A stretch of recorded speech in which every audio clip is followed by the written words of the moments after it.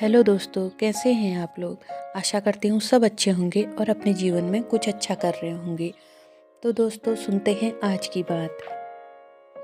घर से भागी हुई बेटियों का पिता हो या ससुराल से भागी हुई पत्नी का पति, इस दुनिया में सबसे अधिक टूटा हुआ व्यक्ति होता है। पहले तो वो महीनों तक घर से निकलता ही नहीं और फिर जब निकलता है तो हमेशा सिर झुकाकर चलता है। आसपास के मुस्कुराते चेहरों को देखकर उसे लगता है जैसे उसी को देखकर हंस रहे हों। जीवन भर किसी से तेज स्वर में बात नहीं करता, डरता है कहीं कोई उसकी भागी हुई बेटी का नाम न ले ले। जीवन भर डरा डरा रहता है, अंतिम सांस तक घुट घुट के जीता है और अंदर ही अंदर रोता रहता है। जानते हैं भारतीय समाज अपनी बेटियों को लेकर इतना संवेदनशील क्यों है। भारतीय इतिहास में हर्षवर्धन के बाद तक अर्थात 7वीं 8वीं शताब्दी तक बसंत उत्सव मनाए जाने के प्रमाण मौजूद हैं।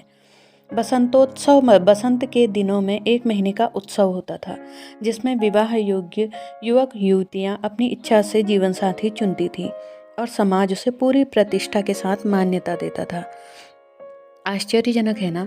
आज उसी देश में कुछ गांवों की पंचायतें जो प्रेम करने पर कथित रूप से मृत्यु दंड तक दे देती हैं। पता नहीं क्यों। इस क्यों का उत्तर भी इसी इतिहास में है। वो ये कि भारत पर आक्रमण करने आया मोहम्मद बिन कासिम भारत से धन के साथ और क्या लूट कर ले गया था। जानते हैं, सिंधु नरेश दाहिर की 2 बेटियां। उसके बाद से आज तक प्रत्येक आक्रमणकारी यही करता रहा। गोरी, गजनी, तैमूर सबने एक साथ हजारों लाखों बेटियों का अपहरण किया। प्रेम के लिए नहीं, बिल्कुल नहीं। उन्होंने अपहरण किया सिर्फ और सिर्फ उन्हें दासी बनाने के लिए और उनका शोषण करने के लिए। जबकि भारत ने किसी भी देश की बेटियों को नहीं लूटा। भारत की बेटियां सबसे अधिक लूटी गई हैं। कासिम से लेकर गोरी तक, खिलजी से लेकर मुगलों तक, अंग्रेजों से रांची के उस रकीब उल हसन ने राष्ट्रीय निशानेबाज तारा सहदेव को, आफताब ने श्रद्धा को, सबने भारत की बेटियों को लूटा। भारत का एक सामान्य पिता अपनी बेटी के प्रेम से नहीं डरता, वह डरता है अपनी बेटी के लूटे जाने से।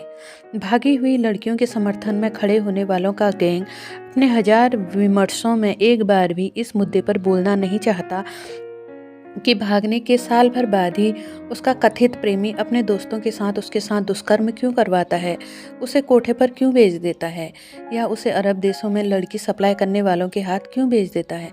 आश्चर्य हो रहा है ना, पर सच्चाई यही है। देश के हर रेड लाइट एरिया में सड़ रही प्रत्येक बेटी जिहादियों द्वारा प्रेम के नाम पर फंसा के यहाँ लाई जाती हैं। उन बेटियों पर, उस धूर्त प्रेम पर कभी कोई चर्चा नहीं होती। उनके लिए कोई मानवाधिकारवादी, कोई स्त्रीवादी विमर्श नहीं छेड़ता। यही एक पिता की आज्ञा न मानकर कसाई के साथ भागी हुई बेटियों का सच है। प्रेम के नाम पर पट जाने वाली मासूम बेटियां नहीं जानती कि वे अपने पिता के लिए कैसा अथाह दुख का सागर खरीद रही हैं। जानता और समझता है तो बस उनका बेबस और निरीह पिता। तो दोस्तों कैसी लगी आपको कहानी, कमेंट करके ज़रूर बताएं। चैनल सब्सक्राइब करें और बेल नोटिफिकेशन ऑन करें।